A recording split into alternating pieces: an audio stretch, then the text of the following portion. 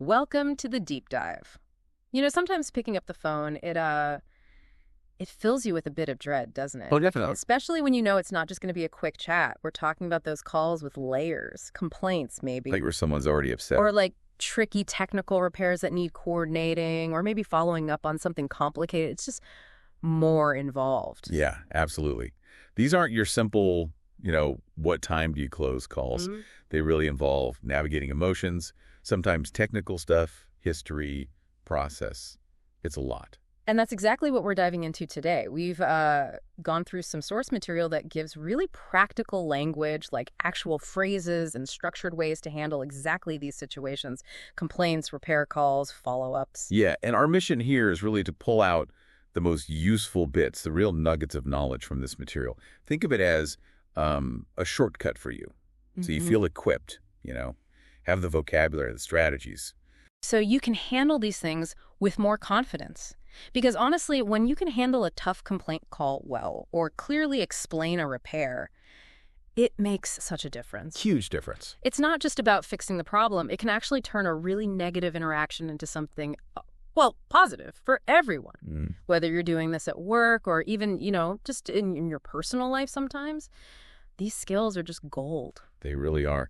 So maybe let's start by unpacking why these calls are so much trickier than the average one. What are those built-in challenges? Okay, yeah. Let's get into that. It's that complexity, like you said. It's not just a simple back and forth. So what does the material say are the main difficulties? Well, it points to a few key things that seem to pop up again and again. First off, and it's probably the biggest one, they can be really emotionally charged. Right. Someone's calling because they're annoyed or something's broken. They're probably not happy. Exactly. They might be frustrated, upset, maybe even angry. And the material really hammers this home. You need to shift gears immediately. It's not just about solving the problem. It's about using empathy, maybe some de-escalation skills first. Ah, okay. So you're dealing with the person's feelings, not just the facts. Under pressure, too. That feels like a really key insight right there. Recognizing that emotional layer. Precisely. If you ignore that emotion or kind of brush it off, everything gets harder. Second thing, especially with repair calls, is technical jargon. Oh, yeah. You might be talking about troubleshooting or specific parts or error codes, stuff the caller might not understand at all. So the insight is clarity is just vital. You have to be a translator almost. Absolutely. Trying to figure out what's wrong over the phone when you're basically speaking two different languages, that's where things can totally fall apart. It really can. And third, especially with follow-ups or issues that are going on for a while, these calls involve history, sequences of events. Right. You need to know what happened before. You do. You need to understand the previous interactions, what was promised, what the update is now. The material points out, it's not just a one-off call. It's part of a bigger story. So context is everything. Jumping into a follow-up without knowing the backstory. Yeah, like reading the last page of a book first, you're lost. Exactly. And kind of woven through all of this is the absolute need to stay professional. The source material is really clear. You have to stay polite, stay calm, even if the caller's getting worked up or being rude. That's the tough part, isn't it, for a lot of people? It is, but your composure is like your superpower in these situations. Okay, I can see how just recognizing these things up front, the emotion, the jargon, the history, the need for professionalism helps you prepare. Anticipating it is half the battle, maybe. It really is. It gets you ready to use the right approach, the right words. Okay, so knowing that landscape, let's zoom in. Handling complaint calls specifically. The source material actually gives a pretty clear structure for this, almost like a step-by-step guide. A guide to navigating complaints. Okay, I'm interested. What's step one? So the very first thing, and this is crucial, is preparation. Before you even pick up the phone, if possible. Okay. Sounds basic, maybe, but it's foundational. It means like quickly checking any notes on the customer, seeing if there's history, gathering relevant info policies, product details, maybe potential solutions, and really importantly, getting yourself into a calm mindset. Mentally prepare to just listen first without interrupting. So get your facts straight and your head straight before the call even starts. I like that. It's proactive. Exactly. Then step two, how you actually open the call. You do your standard greeting, hello, this is your name.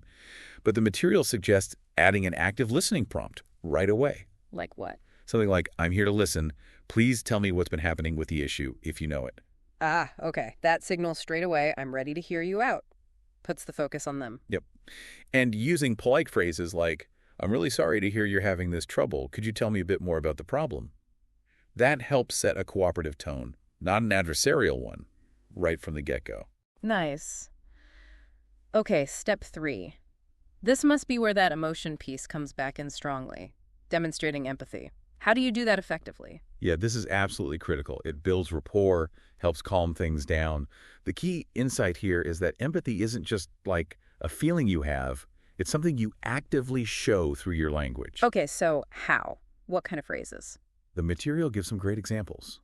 Things like, I can understand how frustrating this must be for you, or I can only imagine how inconvenient this situation was. You're acknowledging their feelings directly. You have every right to feel upset about this, or I'm genuinely sorry you experienced this issue. Those feel different than just saying sorry. They sound like you actually get the impact it had on them. That's exactly it. Validating their emotional experience is just as vital as fixing the actual problem. Okay, so step 4 is clarifying the details. Once they've told their story, you need to make absolutely sure you've understood correctly. Right, so you don't go off solving the wrong problem. Precisely. The material stresses summarizing what you heard. Okay, so if I'm understanding you correctly, the main issue is brief summary. Is that about right? And then using open-ended questions to fill in the gaps. When did this first start?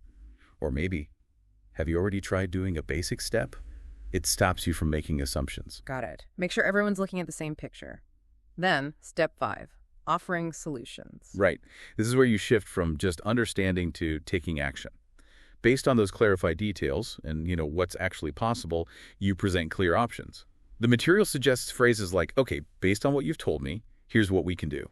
We could replace the item under warranty, or I could offer you a 20% discount on a different model, things like that. Giving choices, that feels better for the customer, more empowering maybe. It really does. And a really important part of this step is setting clear expectations. Be specific about timelines. If we send a replacement, it usually arrives within, say, 3 to 5 business days. Yeah. Or explain contingency plans. If the technician comes out and can't fix it right then, we'll schedule a follow-up visit at no extra charge. Okay.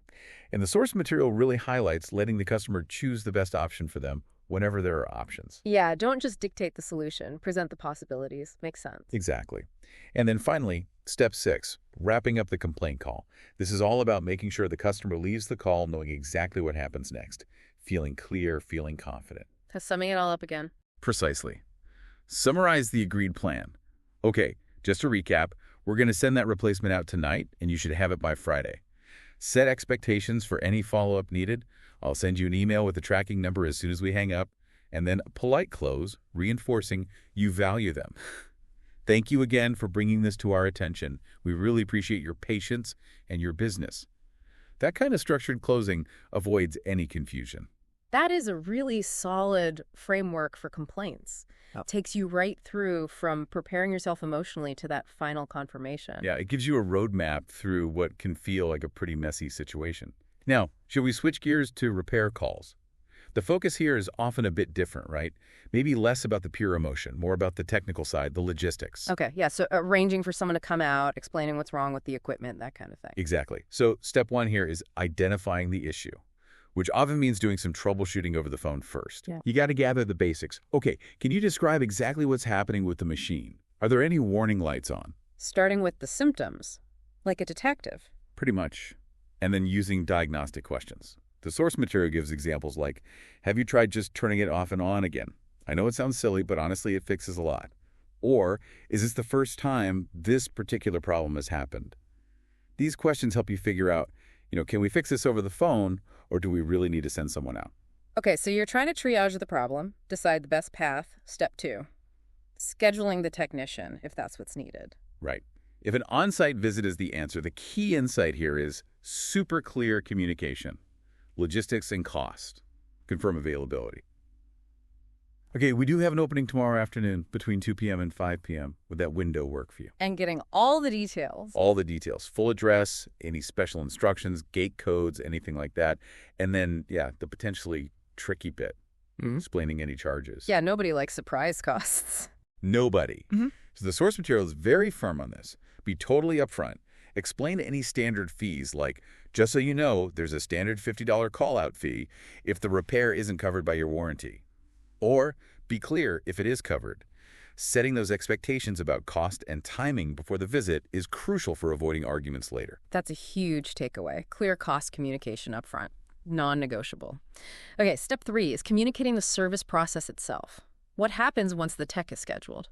Yeah, people like to know what to expect, right? Yeah. So share details like how they'll know the tech is coming. Our technician will give you a call about 30 minutes before they arrive, just so you have a heads up. Rough estimate for how long it might take. Repairs like this usually take about an hour once the tech is on site. And maybe mention any prep notes. If you could just make sure the area around the equipment is clear, that would be great. Helping the customer help the technician makes total sense. Smooths the process. Exactly. Step 4 tackles something that inevitably happens sometimes.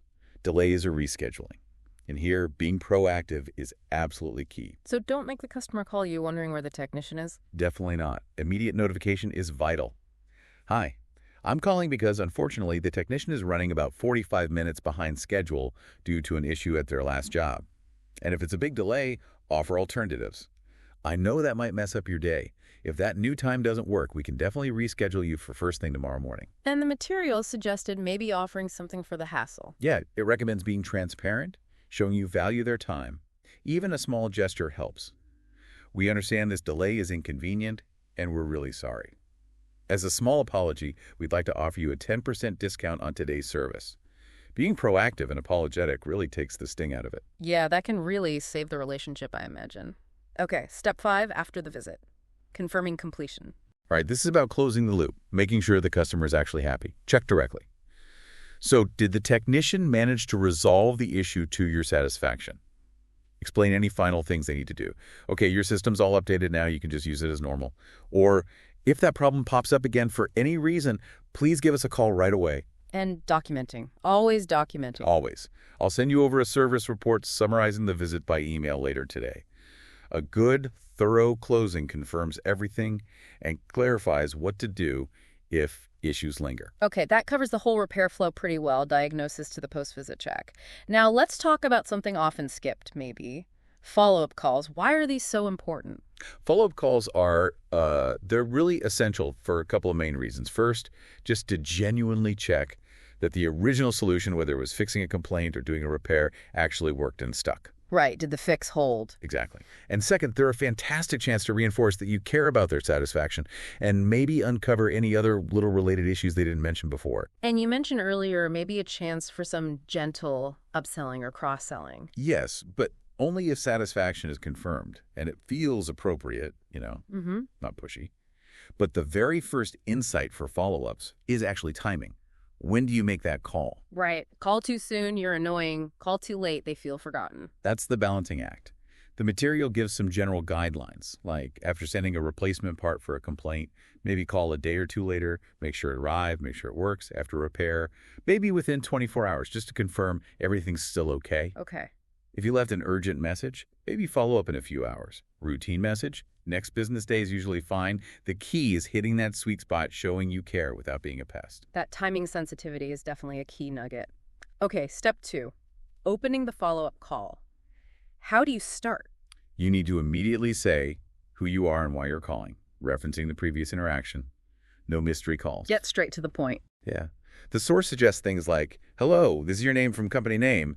I'm just calling to check in about the repair we did on your printer yesterday. How's everything working with it now? Okay, so they immediately know who you are and what it's about. Exactly. Or, hi, customer name, it's your name calling. I wanted to follow up on our conversation last week about the issue. Did that replacement item arrive okay? And is it working properly for you? That personalization shows you remember their specific situation. It feels genuine. Yeah, that feels much better. Step 3, verifying they're actually satisfied. This is the main goal, right? So ask specific questions. Don't just say, everything okay. Try something like, are you still experiencing any issues at all with the item? Or maybe, on a scale of 1 to 5, how happy are you with how we resolve things? More direct. Yeah. And the material also suggests asking, is there anything else we can help you with today? That gives them an easy opening if something else is actually on their mind. Okay. Specific questions get better answers. Makes sense. Definitely. And if, and only if, they sound genuinely happy and the moment feels right, step 4 is where you might think about those additional offers. And the key word is gentle, right? Ah. And relevant. Absolutely. The source material really stresses this. Don't launch into a hard sell. It could be suggesting a related maintenance plan. Great. Well, since your system's running smoothly now, have you thought about our annual maintenance plan? It can help prevent future issues. Or maybe mentioning complementary products. Oh, I noticed you recently got our product A. A lot of customers find that product B works really well with it. Kind of like suggesting the right accessories after someone buys a camera? Exactly. Or even offering a small discount as a thank you. Just as a little thank you for your patience while we sorted that out, here's a 15% discount code for your next purchase. It adds value, reinforces the positive outcome. That's a smart way to blend service and maybe a little bit of sales without being annoying.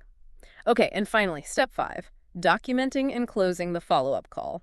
Yep, same as the others. Summarize anything new agreed upon. Okay, great. So I'll email you that discount code right now. Restate how they can reach out easily. Remember, if anything else comes up, just call our main support line, or you could even use this number I called from if it's about this specific issue. Thank them again, close politely. Thanks again for your time today, and thanks for being a company name customer. Have a great day. Documenting it, make sure everyone knows the issue is truly closed and the customer is happy. Phew. Okay, so that covers the specific game plans for complaints, repairs, and follow-ups. That's a lot of really useful structure. But are there bigger picture strategies, things that apply across all these complex calls? Oh, absolutely. The source material pulls out several general tips that are gold no matter what kind of tricky call you're on. Tip 1. Use clear, polite language. Sounds basic, I know, but under pressure. Yeah, basic goes out the window sometimes. Exactly. So focus on straightforward, courteous words. The obvious please and thank you, of course. But also specific phrases for managing the call. Sorry, I'm having a little trouble hearing you. Could you possibly speak up a bit? Or would you mind if I put you on hold for just a moment while I look that up? Using please and thank you, even when they're upset, keeps your side professional, shows respect. It sets a tone even if they aren't matching it. Okay, tip 2. Listen actively. This might be the most important one, honestly. Active listening isn't just, not talking. It's showing you're engaged, you're understanding. Use those little verbal nods. I see. Okay. I understand. While they talk. And critically, paraphrase back what you heard. Okay, so let me make sure I've got this right. You're saying the main problem is X, and it started around Y. Is that correct? Yeah. That simple step avoids so many misunderstandings, and it makes the customer feel genuinely heard, which is huge. Yeah, confirming you heard them right makes them feel validated. Tip 3. Manage the call flow smoothly. Complex calls can easily go off the rails. The material suggests polite ways to guide things back without being rude.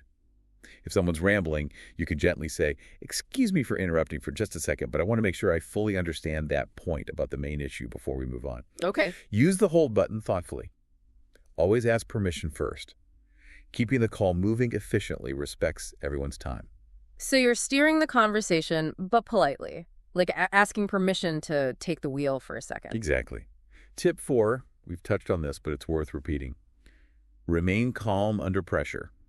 Absolutely non-negotiable when dealing with upset people. And the source material gives tips beyond just don't lose your cool. Yeah, it emphasizes keeping your tone of voice steady and neutral, even if they're yelling. Don't get defensive. Don't make excuses. Focus on solutions. I understand you're frustrated, and I'm very sorry for the inconvenience. Let's focus on what we can do right now to fix this for you. Your calm can actually help bring their emotion down a notch. It's like being the calm center. That takes serious practice, I bet, but wow, that's powerful. Don't match their energy. Offer a different, calmer one. Exactly. And finally, tip 5. Use follow-up channels appropriately. Recognize that not everything gets sorted just on the phone call itself. Like sending that confirmation email you mentioned. Precisely. The material suggests offering email summaries. Okay, I'll send you an email recapping the steps we discussed and include your case number, or maybe text updates for appointments. If it's easier for you, I can set you up to receive text alerts about the technician's arrival time. Using different channels based on what the customer prefers just makes things easier and ensures they get the information. That's a really smart way to use tech to back up the human conversation. It really is. Wow, okay, this has been incredibly practical. Handling these complex calls, complaints, repairs, follow-ups is clearly so much more than just, basic phone manners. It absolutely is. It takes preparation, it takes structure, using specific language for empathy and clarity, and really managing yourself when things get tense.